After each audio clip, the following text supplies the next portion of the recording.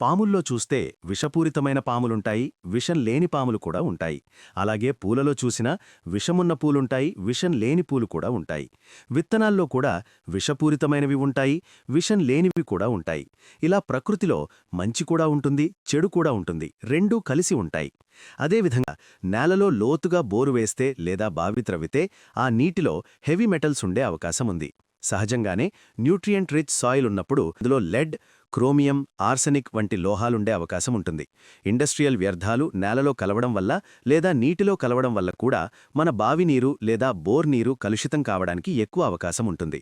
అందుకే arsenic, lead వంటి హానికర లోహాలు నీటిలో ఉండే అవకాశం ఉంది. సిటీల్లో కూడా కొన్ని చిన్న చిన్న ఇండస్ట్రియల్ యూనిట్లు ఉంటాయి.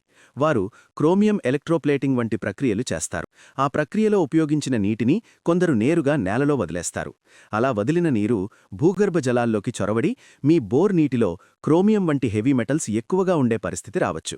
నీటిలో లెడ్ ఎక్కువగా ఉంటే పిల్లల్లో లెర్నింగ్ డిఫికల్టీస్ వస్తాయి. ఇది చిన్న పిల్లలను ఎక్కువగా ప్రభావితం చేస్తుంది.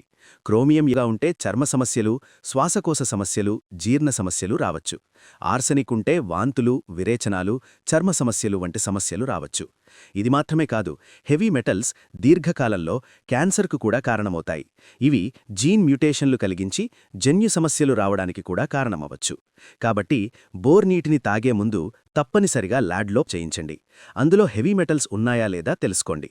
తరువాత దానికి సరిపోయే సరైన ఫిల్టర్ను మార్కెట్లో ఎంపిక చేసి అమర్చించుకొని ఆ తరువాతే ఆ నీటిని తాగండి.